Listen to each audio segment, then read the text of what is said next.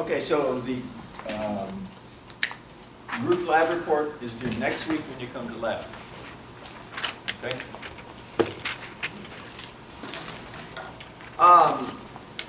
Diels-Alder reactions.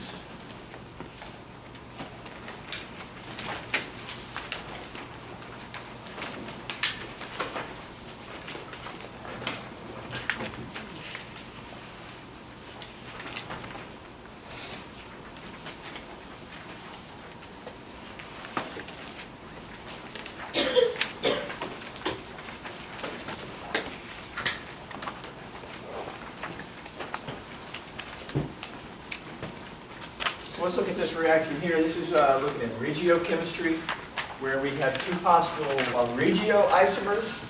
Okay, regioisomers, just constitutional isomers, but things are bonded in different regions in this reaction. Which one we're going to get?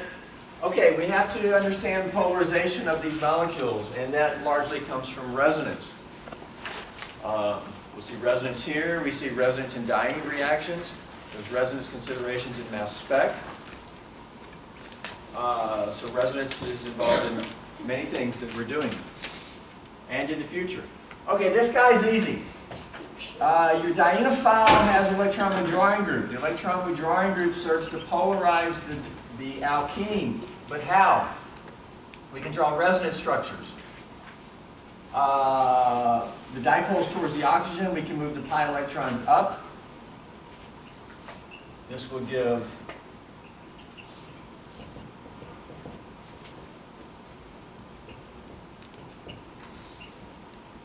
that resonance structure.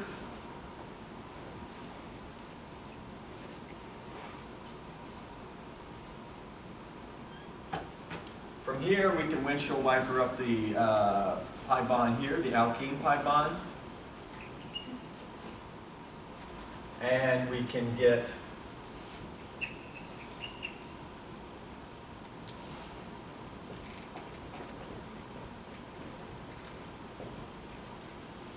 not that. You'll have the pi bond here. And the plus charge is now here. So we have three different resonance structures. Of course, this one being major, but these contribute. The question is, which carbon of the two that are going to react over here, which carbon is partial positive in the hybrid? Top one or bottom one? The bottom one we see right here. Okay, the hybrid looks like what?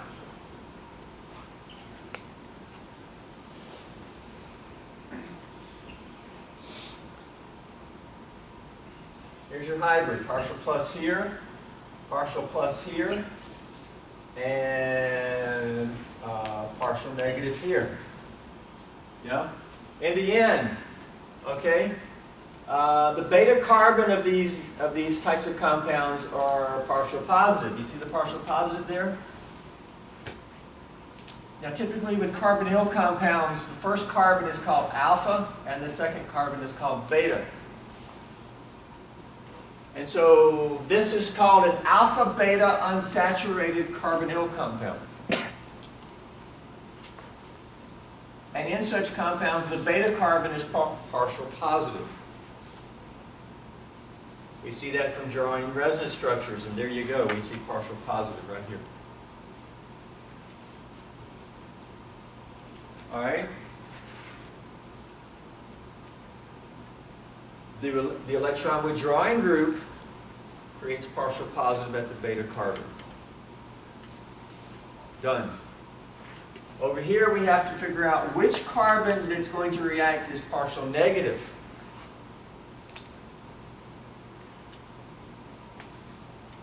Top or bottom of the two that are going to react over here. Once we find partial negative, we're going to make sure that that atom reacts with this atom. Okay. Resonance here. Great place to start with resonance of neutral molecules with a lone pair that's conjugated. We can move these in, and we can move these out. Boom, boom, boom, boom, boom. Double bond, to oxygen, one lone pair left, positive charge. And over here we have a lone pair, and that's a minus.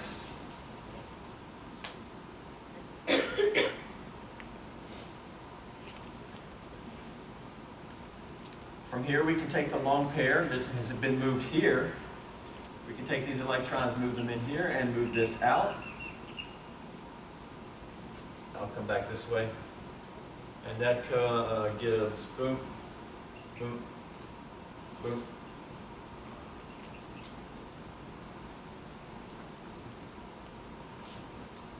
Double bond here, move this out, and now we have lone pair here, and now that's minus.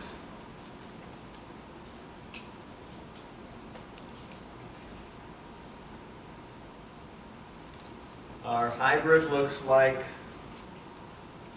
double partial, partial, partial, partial. Partial bonds all the way through there. Double, double, but some single character, so it's less than double.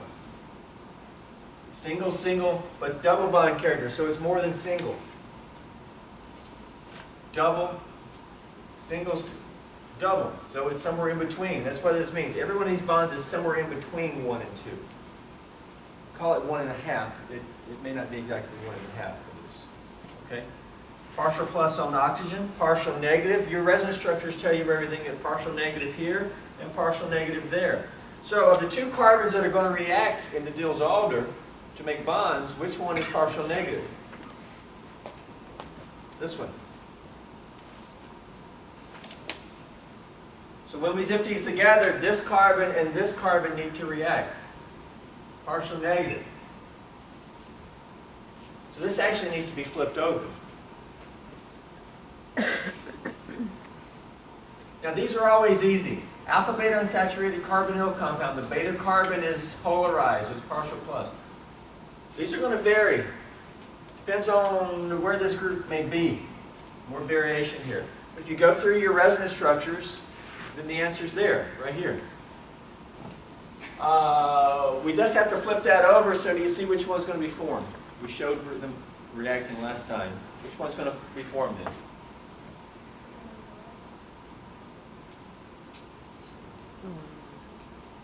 Yeah, the one on the right. Right, there's your product.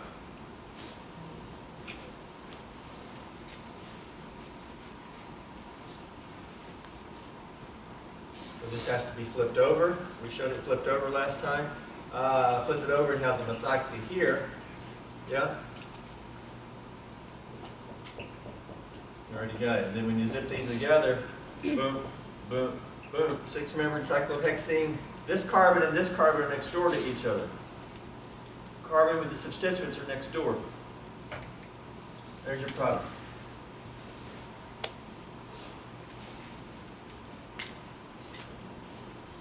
How do we know that's a product? Because if you do this reaction in lab, you'll get that product.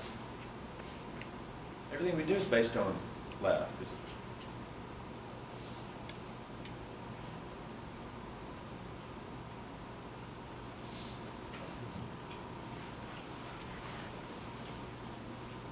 So, resonance structures, resonance structures. What's the benefit of putting in the work to learn resonance structures? Well, then you're able to understand this and take it to the next step, and then the next step. And then when you get into organic 2, you take it to the next steps and next step. Starts with resonance structures here. Among other things. I mean, regioisomers, just bonding. Okay, there's another one that works down there. You can do this for practice. The answer key is in the back. But we looked at how to approach these types of problems right here.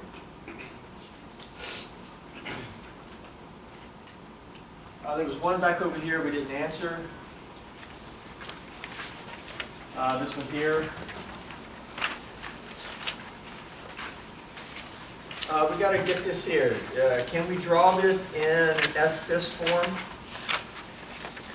This alkene is trans or E. This alkene is Z. So we would have an E, and then this one we want to make Z. Right? So there's the same compound, just turned so the two alkenes are in the S-cis form. We zip this together. It looks like this is in the way. In real life, if that's flat on the board, this one approaches like this. Okay? It's not in the way. This one comes here, and the reaction takes place here. That thing is perpendicular to the reactivity. But on the board, zip it together, boom, boom, boom. What do we get? Six-membered ring. 4 plus 2 is 6. Double bond here. Phenyl here and here. Cyano here. Okay. I'm going to draw the cyano with no stereochemistry, because there's nothing here that we can compare relatively. Two phenyls here. Tetrahedral carbons. Are these phenyls going to be cis or trans? They're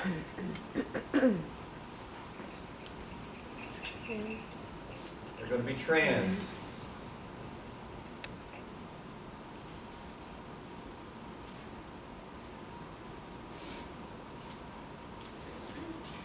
Because the alkenes are opposite here, trans.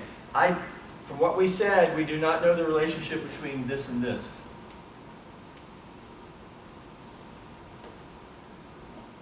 I'm just going to say racemic.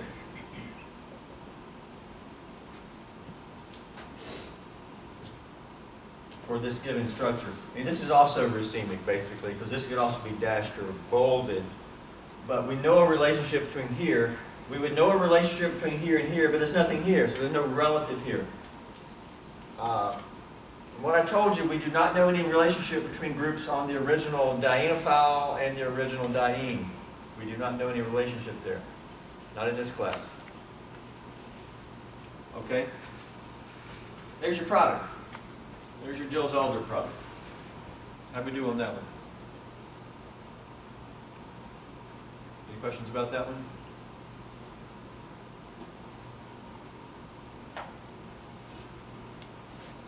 Okay.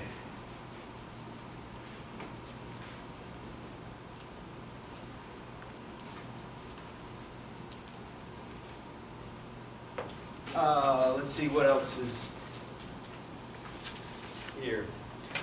Reactions down below, we showed furan. Over here is a synthesis of Tamiflu, drug for the treatment of flu, influenza.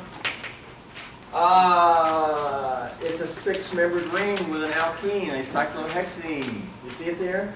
Got lots of decorations on it. See it? One way this compound has been made, it's been made a variety of ways, is to start with a Diels-Alder reaction. That's a good place to start if you want to make a cyclohexene. Start with furan as a diene and this alpha-beta unsaturated carbonyl compound as a dienophile. 6-membered ring with an oxygen bridge. There's shown a relation here. We did not talk about that. Endo and exo.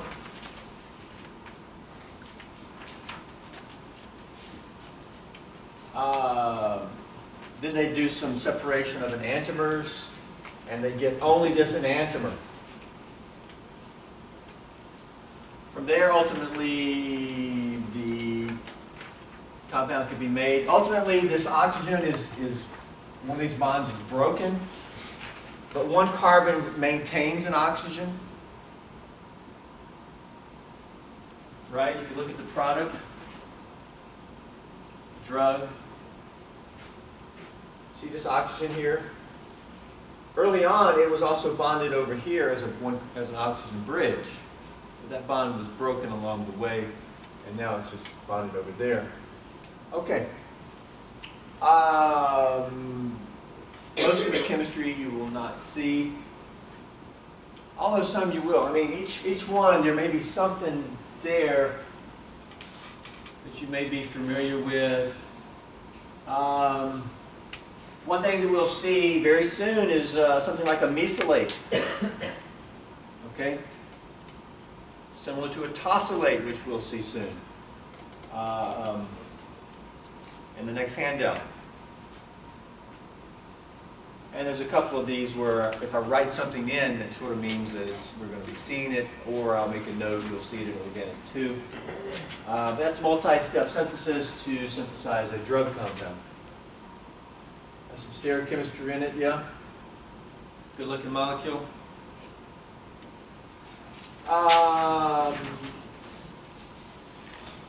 One final thing about Diels-Alder. It's not exactly a Diels-Alder, but it's very darn similar. Is your body makes prostaglandins. Doing it right now. You know that? As you sit there, your body's making prostaglandins. Okay, what are prostaglandins good for? Well, sometimes they cause bad things. Sometimes they cause inflammation, maybe even pain. Okay? And if they cause inflammation, if we can stop them from being made, then maybe we can stop the inflammation. Okay? Prostaglandins are shown below. How are they made? They're made from arachidonic acid in your body. And the first reaction is reacting with oxygen. Okay? Everybody breathe in. You just supplied some oxygen for this reaction. Okay? Oxygen. And what happened right over here? These two, it's a diene, but it's not conjugated. Not a conjugated diene. But those two double bonds react with oxygen. A similar type reaction, but it's not a Diels-Alder. Oxygen, we can draw it maybe like this. And if we say these electrons attack oxygen, these electrons here, and then these electrons have to move away. If they move down here, there's something left here. All of this movement here gives that product right there. You see that? Hopefully you're following electron movement, yeah? So it's a cycloaddition, but it's not a traditional 4+2 Diels-Alder type cycloaddition. It's reacting with oxygen, make this funny looking peroxy compound. 2 oxygens, peroxide. This is catalyzed by an enzyme called Cyclooxygenase. We made another ring here with oxygenase, cyclooxygenase enzyme. And ultimately, this is then converted to the prostaglandins shown below. Okay? But if we can stop this right here, or stop any of the other ones, if we can stop this, we can stop prostaglandins from being made in the body. Okay? Well, certain drugs target this enzyme. This is, by the way, as short as COX, cyclooxygenase enzyme. That enzyme is inhibited by aspirin. Aspirin blocks this right here. It blocks that enzyme from working, and so you don't get that, and then it doesn't. Then you don't make as many prostaglandins, and so you don't get as much inflammation. Just a little application of another type of cycloaddition reaction.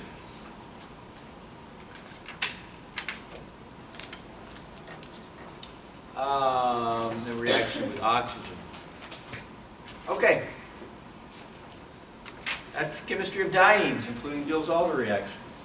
Any questions about that handout?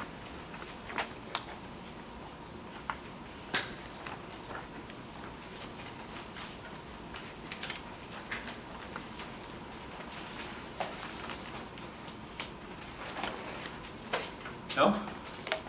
Okay, next handout.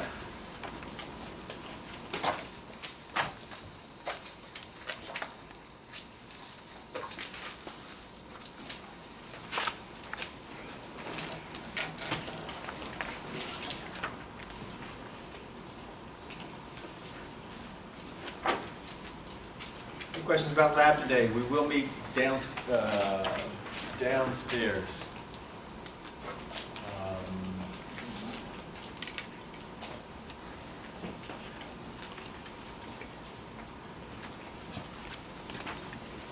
downstairs. Yeah. Yesterday in lab, it took about at least 30 to 45 minutes too long. You guys need to keep watch on your time. When you get into Organic 2, you're going to get left behind if you're working that slowly because labs are going to be more involved and there's just an expectation that you're able to do things a touch quicker. Okay? You need to be thinking about that. We want to work safely, but we need to work with a mission of, okay, let's get this done. Now, Organic 2, they may throw you out at 5:15. Okay? I give you a little bit extra time if you need, but these labs are designed to be finished in the allotted time. Okay, the next handout is very important. They're all important, right? Substitution reactions. A general class of reactions, even more important to me than alkene reactions. Okay? Substitution reactions are more general. More general. Actually, a little bit less information, but more expectation for applying it more broadly. Because of that, memorization doesn't work at all, hardly as much. Still a little bit of memorization, headings, what are we doing here, etc. Then you have to have an understanding. Even more so than alkene reactions.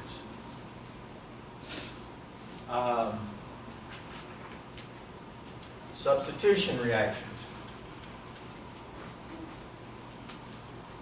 Alkene reactions were what type of reaction? Addition. Addition. Added something to the molecule. Here we're going to be substituting. We're going to be replacing something. And in Gen Chem, you may have called this like a replacement reaction, I think. Is that right? Called replacement reactions? Okay. It's like a single or double replacement. Double. Yeah. A lot of times those are with ions or salts. That may be all right, but same idea, but with covalence, we're going to call it substitution. Okay, the first page is some mechanisms. Very straightforward. Hopefully you'll be able to do these once we move through this material.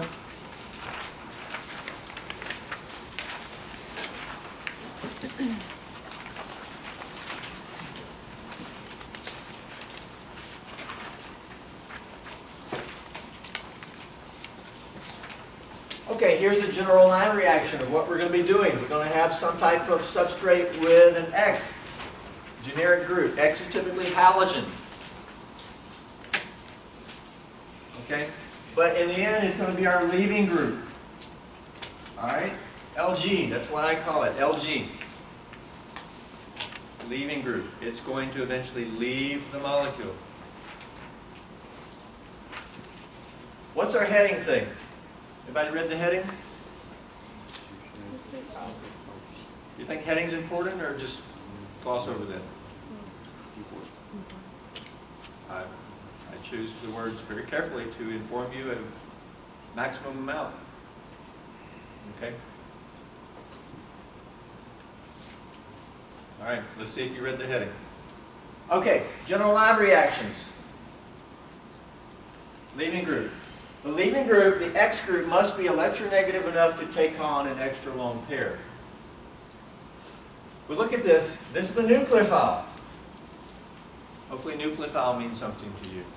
Nucleophile likes the nucleus. Thus the nucleophile typically what type of charge? Negative charge, right? Okay. It can either be, it doesn't have to be an anion. It can just be maybe something electron rich. But it will have a lone pair. Okay? And the nucleophile is going to do what? It's going to replace the leaving group. Substitution. All right?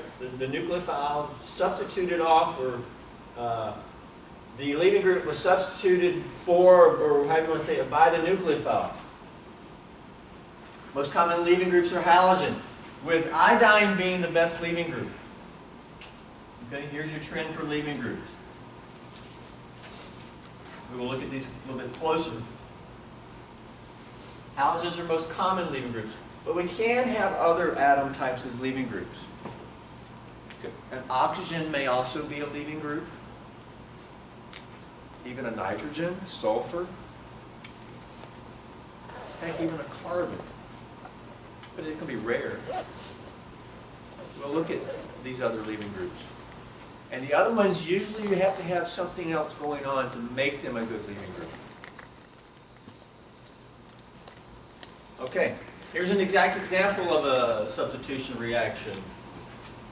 We have a bromine on a tetrahedral carbon, okay? Serve as a leaving group. Good nucleophile, anion.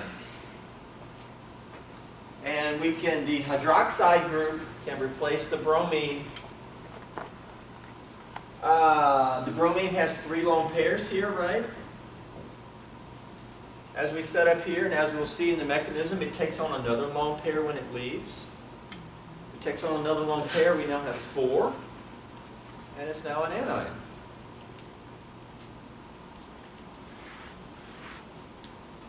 Okay, let's look at a possible mechanism for this substitution reaction. Actually, 2 possible mechanisms.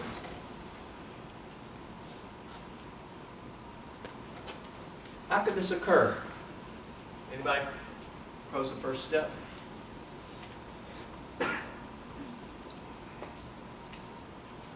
Well, I've already got some headings here, so I'm going to do it sort of according to the heading. Let's do it this way first. We got to form a Br minus.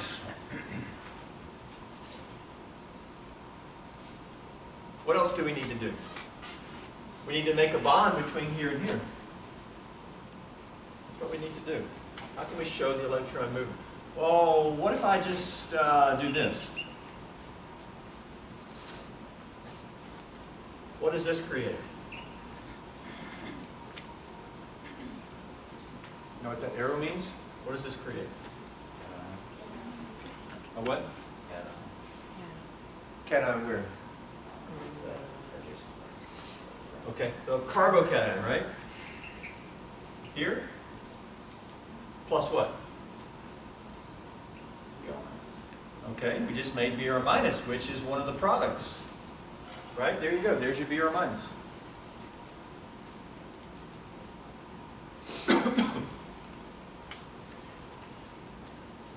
And the bromine just acted as a leaving group. It just left. Can bromine just leave an atom?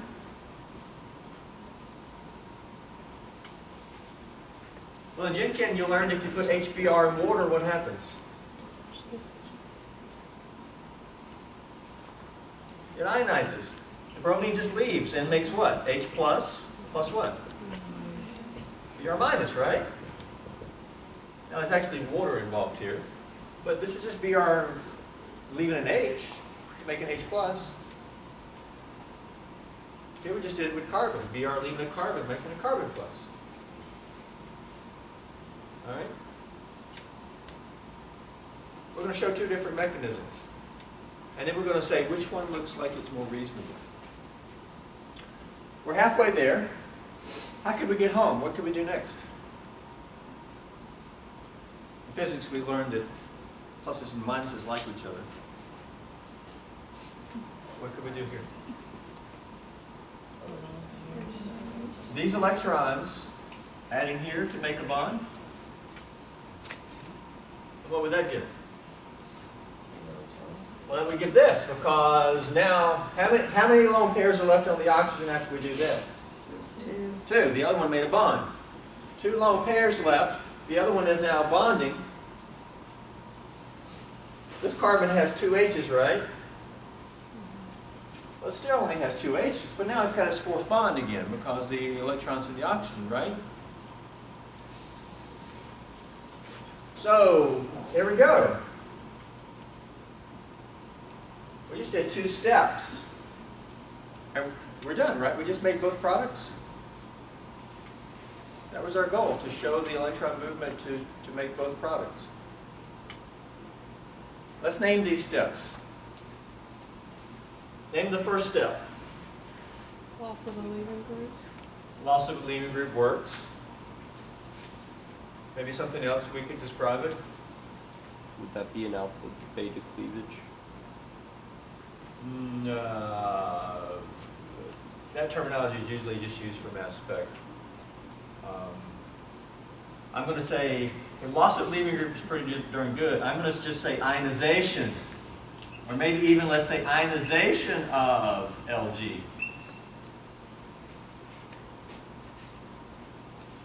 Does that work? It's sort of ionized off. But the ionization, I think, is important to realize that term. Just like this. This is ionization, right? Formed ion. Okay? First step. And then what was the second step? Nucleophilic attack. Nucleophilic attack. That works. You may also see nucleophilic addition.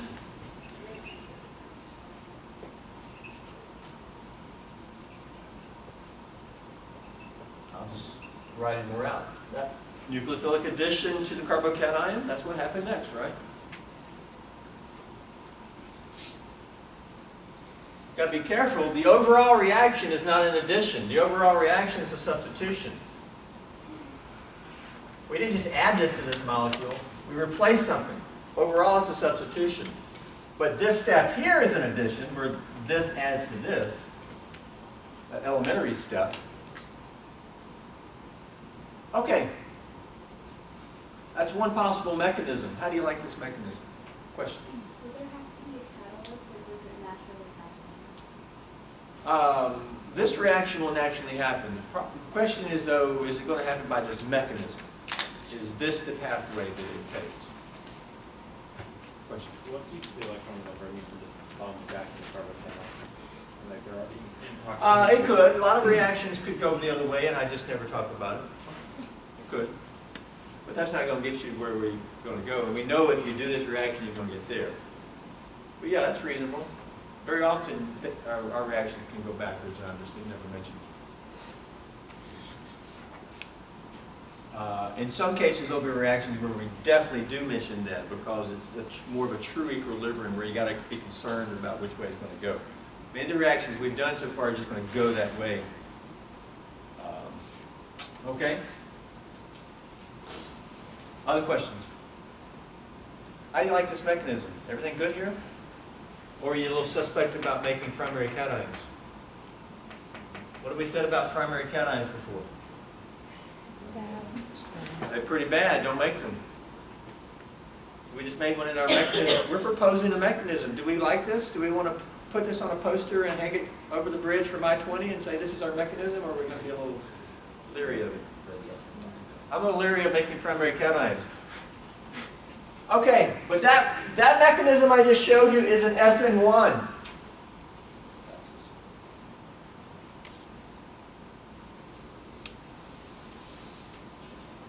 And to explain SN1, I pretty much have to move down below, but I'll do it here anyway. If this was the mechanism, let's do a reaction coordinate diagram. We started with A. How many intermediates here? B, only one intermediate, and then we got C. Okay? If we do a reaction coordinate diagram, reaction progress, some type of energy, we start with A, some arbitrary level. Where's B going to sit? It's charged species. It's going to be higher in energy. It's going to be up in here. Where's C going to sit? It's neutral. It's going to be very similar to A. Now, in the past, we've had like sigma bonds made, and we could tell intuitively it's going to be. Here, it's not as intuitive. You'd have to really get out a table. I'm just going to draw C about the same level. But here we go. In our mechanism, we first made this intermediate, and there was a transition state leading to it. Okay, right? Now we're going to go to C. How much transition state energy do we need to go to C? Not much. Right? It doesn't take much energy to fall downhill. Just a little bit of energy, and then boom. It doesn't take much energy for this to attack here. Which is the rate determining step in this hypothetical mechanism? A to B, correct? Yes, rate determining step. Rate determining step.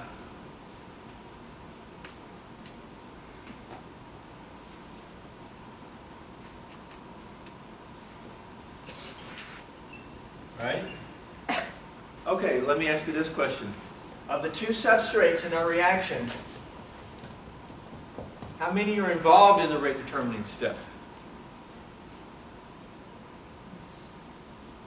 Is this involved in the rate determining step? It better be, because the step is ionization of that molecule. Bigger question. Is hydroxide involved in this rate determining step?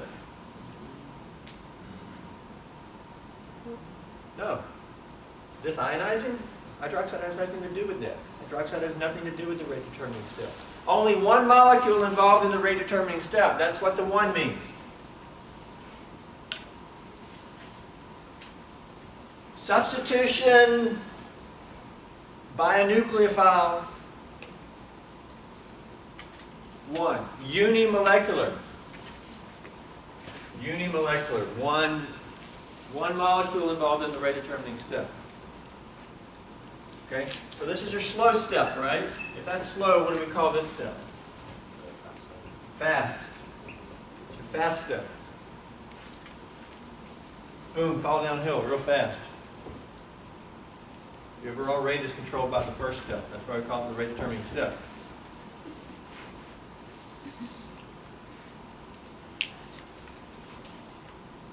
Okay. Is there another possible way to do this mechanism?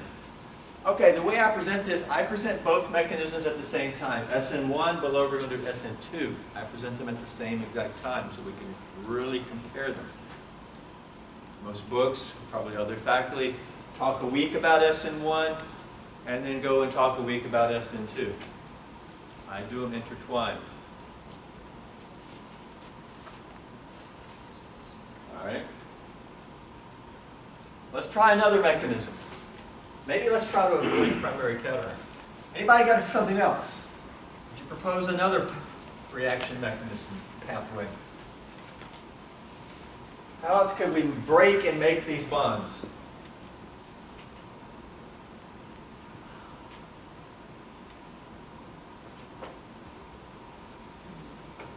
Anybody got something? Don't say ionization of this to make a cation, because we've already done that. We already said that's bad, so we don't want to do that, right? What if we do this? What if these electrons just come in here and attack here and kick that off?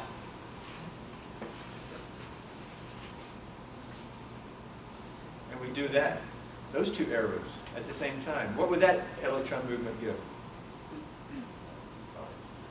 Get that? We're done, right? This bond's here. That's what does this arrow mean?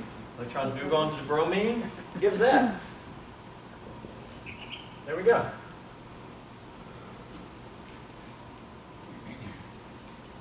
Did we make a primary cation? Did we make any cations? No. Why would a nucleophile, an anion, attack this carbon and do this? Does this carbon have any positive charge? It does have some. We got a dipole here, right? It's partial minus and that's partial plus.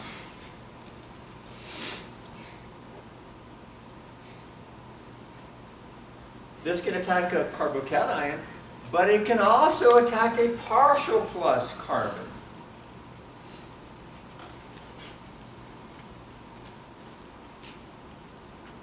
Which is it going to attack faster, a formal cation or a partial plus? It would attack the carbocation faster. This is a touch more difficult because it's only a partial plus. Not as much as attraction, not as much as Coulombic attraction, but it still can happen. Maybe this requires a little bit of heat to make it, force it to come in here because it's You know, it's not as much coulombic attraction. Still, that arrow gives that. What would the reaction look? Any intermediate here? No. We go from A to B. And if we graph this, we would have what? A to B, what do we got? Just a transition state. Just one transition state. In the previous one, we had two transition states. Right? So we got, there's no intermediate. Okay?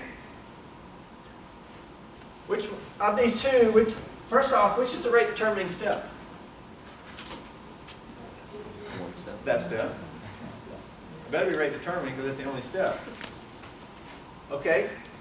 How many of these are involved? Which of these are involved in the rate determining step? One or both? Both. They better be, or ain't nothing happening. It's only one step.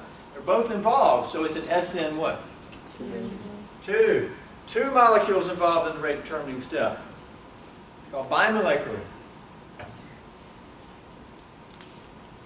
Which mechanism do you like better that we showed for this model reaction? This is your mechanism for the reaction shown. Mainly because we never want to show a primary carbocation in a reaction mechanism unless we have to. Mass spec is a different story.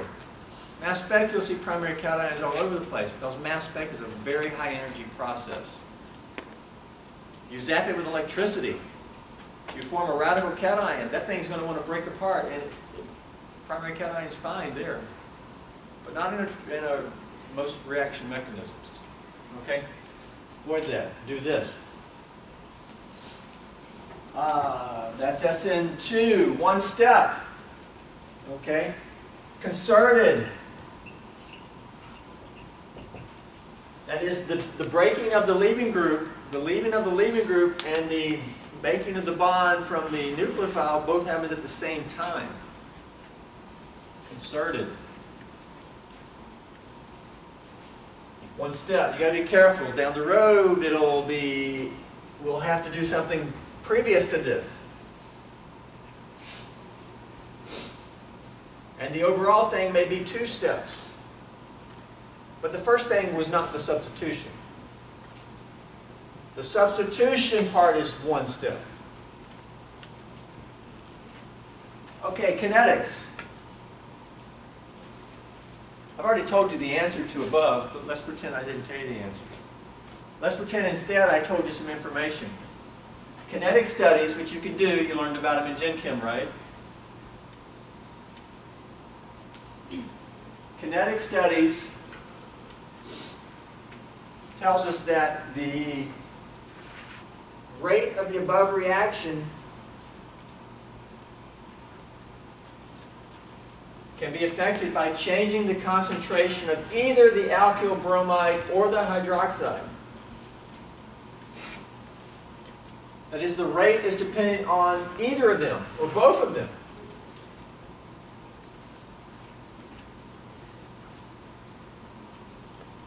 Since the rate depends on concentration of both substrates, each substrate must be in the rate determining step.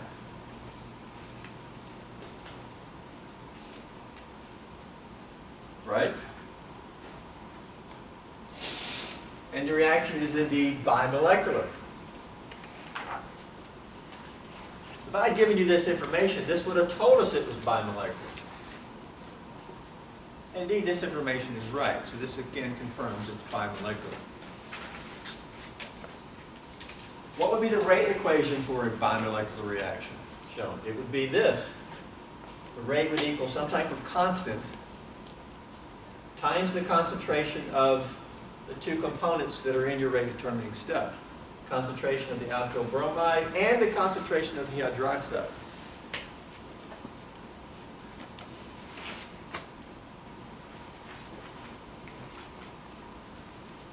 So the kinetic evidence tells us it's SN2. All right? Which I already told you. But understand the kinetic evidence. What would be the rate equation for the other mechanism, the SN1? The other one was SN1, right? It would be what? K times what? just the alkyl bromide, right? That's it. The hydroxide is not involved in the rate determining step.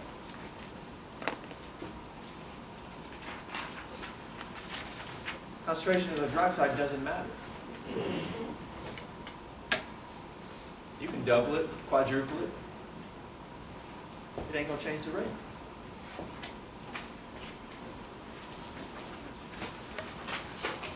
Okay, guys, please look ahead. We'll pick up steam here and we'll be moving ahead. These are some basics we went over. Lots of details here, though. See some of you in lab this afternoon.